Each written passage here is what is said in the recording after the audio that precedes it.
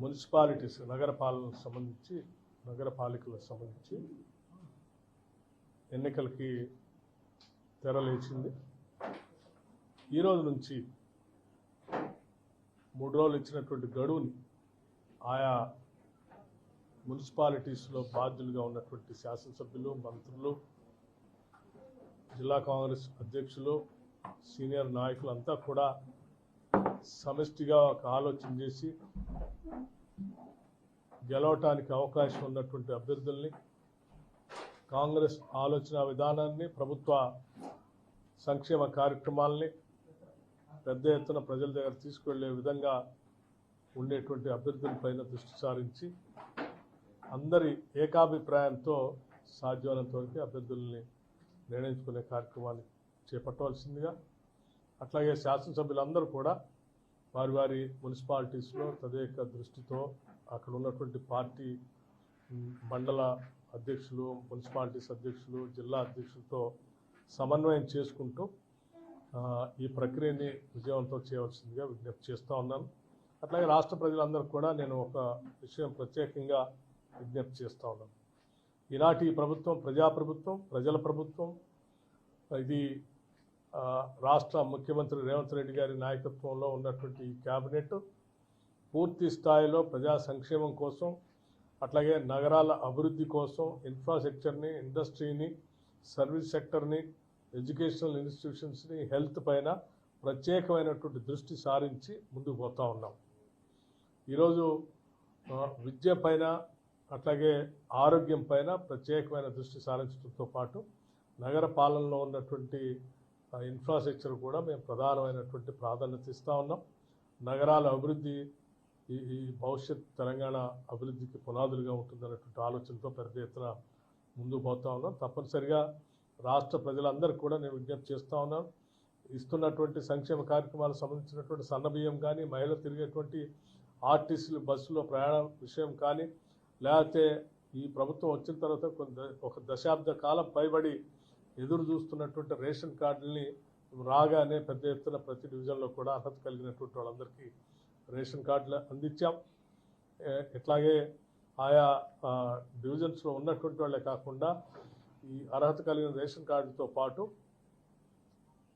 ఆరోగ్యశ్రీకి సంబంధించి వైద్యం పైన ప్రత్యేక దృష్టి సారించి ఒక కుటుంబానికి 10 లక్షల రూపాయల వరకు వైద్యం చేయించుకునే విధంగా ఆరోగ్యశ్రీ పథకాన్ని కూడా అమలు చేసి ముందుకు పోతాను. ఈ విషయం గతంలో ఆరోగ్యం పైన ఏదైనా ఇబ్బంది పడితే కార్పొరేట్ హాస్పిటల్కి వెళ్ళి వైద్యం చేయించుకోలేక, ఆ బిల్లులు కట్టలేక బాధపడుతున్నటువంటి వైరాన్ని కూడా చూసాము.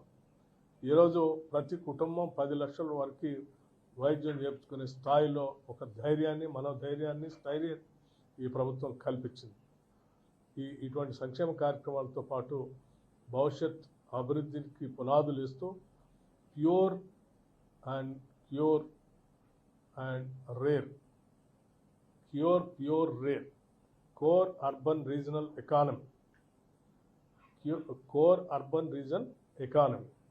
అంటే సర్వీస్ సెక్టర్ అంతా కూడా దృష్టిలో పెట్టుకొని చేసేటువంటి ఆ ఎకానమీ, అట్లాగే పెరీ అర్బన్ రీజన్ ఎకానమీ, ఆ పెరీ అర్బన్ ఏరియాలో ఉన్నటువంటి అన్ని మున్సిపాలిటీస్ని కలెక్ట్ చేస్తూ తీసుకున్నటువంటి విధానం, అట్లాగే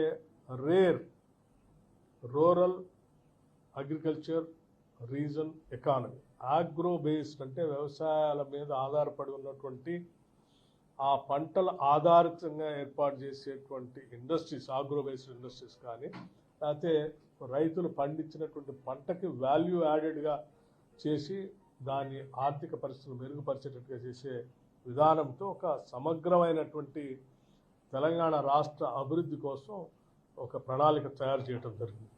ఈ ప్రణాళికని మొన్నే మేము గ్లోబల్ సమ్మిట్లో రాష్ట్ర ముఖ్యమంత్రి రేవంత్ రెడ్డి గారి నాయకత్వంలో ఈ రాష్ట్రంలో దాన్ని రిలీజ్ చేయడమే కాకుండా దేశవ్యాప్తంగా, ప్రపంచవ్యాప్తంగా ఉన్నటువంటి ఆర్థికవేత్తలు కూడా ఇందులో పాల్గొని ఈ ప్యూర్ రేర్ ఈ గ్లోబల్ సమ్మిట్లో మేము రిలీజ్ చేసినటువంటి 2047 విజన్ డాక్యుమెంట్ని అందరూ అభినందించినటువంటి విషయం కూడా తెలిసింది. 2047తో ఈ రాష్ట్రాన్ని ప్రపంచంతో పోటీపడే స్థాయిలో $3 ట్రిలియన్ ఎకానమీతో ముందుకు తీసుకొని పోవాలని ఆలోచనతో పెద్ద ఎత్తున ప్రణాళికలు తయారు చేస్తున్నాం. కాబట్టి దయచేసి ఈ అభివృద్ధిని కొనసాగించడం కోసం ఈరోజు అత్యంత పకడ్బందీగా ప్రణాళికాబద్ధంగా పోతున్నటువంటి ఈ ప్రజాప్రభుత్వాన్ని ఆశీర్వదించవలసిందిగా మున్సిపాలిటీస్లో ఉన్నటువంటి ప్రజానికి అందరికీ కూడా ఈ సందర్భంగానే విజ్ఞప్తి చేస్తూ ఉన్నాను. నమస్కారం. ఎన్నికల్లో ఇచ్చిన 6 గ్యారెంటీలు అన్నది కాంగ్రెస్ ఇంప్లిమెంట్ చేయలేదు. ఖచ్చితంగా మున్సిపల్ ఎన్నికల్లో ప్రజలు గుర్తు చేస్తారని బీజేపీ, బీఆర్ఎస్ దీన్నే ప్రధానంగా అస్త్రంగా కూడా మున్సిపల్ ఎన్నికల్లో తీసుకుపోవడానికి వాళ్ళు సిద్ధమైనట్టు మేము ఇప్పటికే చాలా స్పష్టంగా చెప్పాం. ఆనాడు మేము ఇచ్చినటువంటి హామీల్లో పెద్ద ఎత్తున 90% అమలు చేసుకుంటూ వచ్చాం. ఇవాళ దేశంలో ఎక్కడ ఏ రాష్ట్రంలో కూడా సన్న బియ్యం ఒక్కొక్క కిలో 50 నుంచి 55 రూపాయలు ఉంటే ఏ రాష్ట్రంలో కూడా సన్న బియ్యాన్ని ఉచితంగా రేషన్ కార్డు హోల్డర్స్ అందరికీ పంచే పరిస్థితి ఎక్కడ లేదు. కేవలం తెలంగాణ రాష్ట్రంలో జరుగుతాం. అట్లాగే మహిళలందరికీ మహాలక్ష్మిలాగా చూడటమే కాకుండా వాళ్ళందరికీ ఉచితంగా ఆర్టీసీ బస్సులో ప్రయాణం చేయడం కోసం ఏర్పాటు చేస్తా అని చెప్పినట్టు సంఘటన ఈరోజు ఉచితంగా రాష్ట్ర వ్యాప్తంగా ఈవెన్ పట్టణాల్లో కూడా అమలు చేస్తూ ఉన్నాం. అట్లాగే ఇందిరమ్మ ఇళ్లకు సంబంధించి కూడా పేదవాళ్ళందరికీ మేము ఇల్లు ఇచ్చి 5 లక్షల రూపాయలతో అందరికీ ఇల్లు కట్టించేటువంటి ఏర్పాటు చేస్తూ ఉన్నాం. ఆరోగ్యశ్రీని 10 లక్షలు పెంచుతామని ఇచ్చినటువంటి హామీల్లో ఇవాళ రాగానే 10 లక్షలు పెంచి అమలు చేస్తూ ఉన్నాం. ఉద్యోగాలకు సంబంధించి ఇచ్చినటువంటి హామీల్లో పబ్లిక్ సర్వీస్ కమిషన్ని ప్రక్షాళన చేస్తామని చెప్పి చేయటమే కాదు, గత 10 ఏళ్ళు ఏ ఒక్కసారి కూడా పబ్లిక్ సర్వీస్ కమిషన్ ద్వారా గ్రూప్ 1 పరీక్షలు నిర్వహించకుండా పూర్తిగా వదిలేసి విఫలమైతే మేము రాగానే మొదటి సంవత్సరంలోనే పరీక్షలు నిర్వహించడమే కాదు రిజల్ట్స్ను కూడా ప్రకటించాం. అట్లాగే గ్రూప్ 2 కూడా సంబంధించినటువంటి పరీక్షలు నిర్వహించడమే కాదు రిజల్ట్స్ను కూడా ప్రకటించాం. వేలాది ఉద్యోగాల్ని మేము ఇచ్చినటువంటి హామీ మేరకు నిరుద్యోగ యువకులకి అందించాం. విద్యపై తదేక దృష్టి సారిస్తామని చెప్పాం. విద్యే రేపటి ఈ తెలంగాణ భవిష్యత్తుని తలరాతను మారుస్తుందని ప్రగాఢంగా నమ్ముతున్నాం. అందులో భాగంగానే ప్రతి శాసనసభ నియోజకవర్గంలో young India integrated residential schools ఒక్కొక్క స్కూలు కనీసం 25 ఎకరాల ప్రాంగణంలో 200 కోట్ల రూపాయలతో ఇంటర్నేషనల్ స్టాండర్డ్స్తో ఇంటర్నేషనల్ సిలబస్తో ఇవాళ ఆ పాఠశాలలో చదువుకునే విద్యార్థులు ప్రపంచంతో పోటీపడే స్థాయిలో ఉండే సిలబస్ని బోధనని ఆ బోధన చెప్పేటువంటి వాళ్ళకి కావాల్సినటువంటి రెసిడెన్షియల్తో సహా అక్కడే ఏర్పాటు చేసి ముందుకు పోతా ఉన్నాం.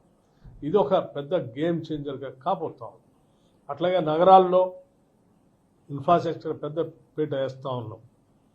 ఈ రకంగా మేము చెప్పుకుంటూ పోతే అనేక సంక్షేమ కార్యక్రమాలని అమలు చేసుకుంటూ ముందుకు పోతున్నాం. అరకొరగా ఒకటి 2 ఉంటే అవి కూడా భవిష్యత్తులో ఆలోచన చేస్తాం. ఉన్న 2 మున్సిపాలిటీస్ ఉన్నాయి రాష్ట్రంలో, మనుగురుతో పాటు ఇంకోటి కూడా వాటిపైన ఒక నిర్ణయం అంటే లీగల్ ఇష్యూస్ పెండింగ్ ఉన్నాయి. దానివల్ల అది లా డిపార్ట్మెంట్ చూసుకుంటుంది. మున్సిపల్ ఎన్నికల్లో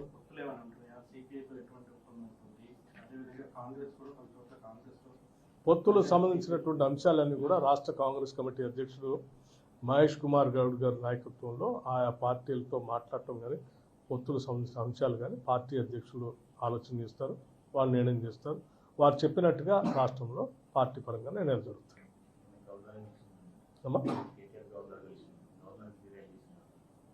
దానికి సంబంధించి ఇప్పటికే నేను చాలా స్పష్టత ఇచ్చేసాను, క్లారిటీతో సహా చెప్పాను.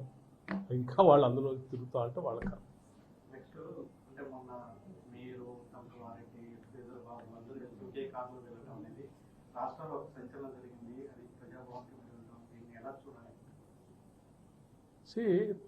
పని లేనటువంటి వాళ్ళు పిచ్చి రాతలు రాస్తూ పిచ్చి భ్రమను సృష్టించడం కోసం మీడియాలో ఓ ప్రయత్నం చేస్తూ ఉన్నారు. రాజ్భవన్ నుంచి లోక్ భవన్ నుంచి ఐటీ తర్వాత మంత్రులు నాతో మా మంత్రులే కదా, ఉప ముఖ్యమంత్రితో ప్రయాణం చేయకపోతే అది చూపించిన ఆయన రాజధానితో ప్రయాణం చేస్తారు వాళ్ళు. అయినా రాష్ట్రంలో ఈరోజు పరిపాలన సంబంధించినటువంటి అంశాలపైన అట్లాగే మున్సిపల్ ఎన్నికలకు సంబంధించిన అనేక అంశాలపైన ఈరోజు ఇక్కడ ఏదైనా సమస్య ఉత్పన్నం అయితే తప్పనిసరిగా ముఖ్యమంత్రి గారు ఊళ్ళో లేరు కాబట్టి, దేశంలో లేరు కాబట్టి వారు నాకు కొన్ని సూచనలు చేస్తారు. ఆ సూచనల్ని మిగతా మంత్రులకి ఆ డైరెక్షన్లో వాళ్ళకైనా ఆలోచనలు ఉంటే నాతో పంచుకున్నప్పుడు వాళ్ళకి ఆ డైరెక్షన్ ఇచ్చి ఆ రకంగా పాలనాపరమైనటువంటి ఆలోచనలు చేయటం కోసం మంత్రులు ఉప ముఖ్యమంత్రి కలుస్తూ ఉంటారు. ఆ కలిసింది కూడా ప్రజాభవన్. నన్ను కలకపోతే వాళ్ళని కలుస్తారా? ఎవరు కలుస్తారు? పిచ్చి రాతలు, పిచ్చి భ్రమలు, ఆ భ్రమల్లో ఉండొద్దని వాళ్ళందరూ చెప్తారు. ఈ రాష్ట్రంలో ముఖ్యమంత్రి కానీ ఉప ముఖ్యమంత్రి కానీ మంత్రులు కానీ ఒక ఉమ్మడి కుటుంబంలాగా మా అందరి లక్ష్యం ఒకటే, ఈ రాష్ట్ర అభివృద్ధి సంక్షేమం. ఆ దిశలోనే మా సంకల్పం కూడా. ఒక ఉమ్మడి కుటుంబంలాగా క్యాబినెట్ మొత్తం కలిసి ఎటువంటి అరమరికలు లేకుండా ప్రజల సంక్షేమం మా తదేక దృష్టితో మేము ముందు పోతున్నాం. దాంట్లో రెండో ఆలోచన ఉండదు. పరిపరి రకాలుగా ఆలోచన చేయటం వాళ్ళ దురదృష్టం. ముఖ్యమంత్రి లేని సమయంలో జరిగింది కాబట్టి అనేది ఒక చర్చ. ముఖ్యమంత్రి గారు లేరు కాబట్టే నన్ను కలిశారు. ముఖ్యమంత్రి గారు ఉంటే అక్కడికే వెళ్ళి మేమందరం అక్కడికి వెళ్ళి ముఖ్యమంత్రి గారు అక్కడ నుంచి ఎప్పుడు నిరంతరం నాతో మాట్లాడుతూనే ఉన్నారు. ఏ మున్సిపల్ ఎన్నికలకు సంబంధించి ఏం చేయాలి, ఎట్లా చేయాలి, ఎక్కడైనా సమస్య ఉత్పన్నమైనప్పుడు ఆ ఏరియా సంబంధించినటువంటి ఇన్ఛార్జి మంత్రులుగా అక్కడ స్థానిక ఏదైనా సమస్య ఉత్పన్నం అయితే నా దృష్టికి తీసుకుని వస్తే నేను ముఖ్యమంత్రి గారు మాట్లాడి దానికి కావాల్సినటువంటి డైరెక్షన్ కూడా ఇచ్చే ఏర్పాటు చేస్తూ ఉంటాం. ఇటువంటివన్నీ మీరు మీలాగానే మేమందరం ఉన్నామని మీరు ఊహించుకుంటే తప్పదు. మేమంతా చాలా సమిష్టిగా రాష్ట్ర భవిష్యత్తే మా అందరి ఆలోచన. పంచాయతీ ఎన్నికల్లో కూడా ఆశించిన ఫలితాలు వచ్చాయని కూడా బీఆర్ఎస్ అంటుంది. పల్లె ప్రాంత గ్రామీణ ప్రాంత ప్రజలు కూడా బీఆర్ఎస్ ని ఆదరించారు. మున్సిపల్ ఎన్నికల్లో కూడా ఖచ్చితంగా పట్టణ ప్రాంత ప్రజలు కూడా ఖచ్చితంగా బీఆర్ఎస్ ని ఆదరిస్తారన్నది. స్థానిక సంస్థల ఎన్నికల్లో ఏ రకంగా అయితే ప్రజలు కాంగ్రెస్ ప్రభుత్వాన్ని పార్టీని ఆస్వాదించారో అట్లాగే ఈ మున్సిపాలిటీస్ జరుగుతున్న ఎన్నికల్లో కూడా తప్పనిసరిగా పెద్ద ఎత్తున కాంగ్రెస్ ప్రభుత్వాన్ని ఆశీర్వదిస్తారు. మేమే అత్యధిక స్థానాలు కూడా గెలుస్తాం. తద్వారా అభివృద్ధిని ఇంకా తదేకమైనటువంటి దృష్టితో ముందుకు తీసుకొని పోయే సంకల్పంతో ముందుకెళ్తాం. సరే, ఎక్కడైతే ఆ పార్టీ ప్రజాదరణ ఎక్కువగా ఉంటుందో ఆ ప్రజాదరణ ఎక్కువగా ఉన్నటువంటి ప్రాంతాల్లో ప్రతి ఒక్కళ్ళు అందులో పోటీ చేసి ఆ కాంగ్రెస్ పార్టీ ద్వారా ఎన్నికై ఏర్పడినటువంటి బోర్డుతో ప్రజలకు సేవ చేయాలని ఆలోచిస్తూ ఉంటారు. సో పోటీ పెద్దగా ఉంటుంది. ఆ ఉన్నటువంటి పోటీల్లోనే అటువంటి పరిస్థితుల్లోనే అక్కడ మేము ఇన్ఛార్జీలుగా మంత్రులందరినీ నియమించారు గౌరవ ముఖ్యమంత్రి గారు వెళ్ళేటప్పుడే. అట్లాగే ఆ మంత్రులంతా కూడా ఎక్కడ వాళ్ళు అక్కడ సమన్వయం చేసుకొని అక్కడ ఉన్నటువంటి పోటీల్లో పోటీ చేయడానికి ముందుకు వచ్చేటువంటి వాళ్ళందరిలో వడపోసి గెలుపుకు అవకాశం ఉన్నటువంటి వాళ్ళే మంత్రులు, అక్కడ ఉన్నటువంటి జిల్లా కాంగ్రెస్ కమిటీ అధ్యక్షులు, స్థానిక శాసనసభ్యులు సమిష్టిగా నిర్ణయం తీసుకుంటున్నారు. అమ్మా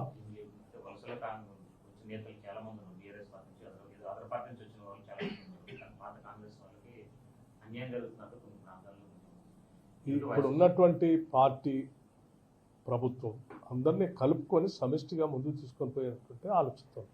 ఒకసారి కాంగ్రెస్ పార్టీలో చేరిన తర్వాత కాంగ్రెస్ పార్టీ భావజాలాన్ని నమ్మి జెండాను మొదలు వేసుకొని తిరుగుతున్న తర్వాత అందరూ కాంగ్రెసే.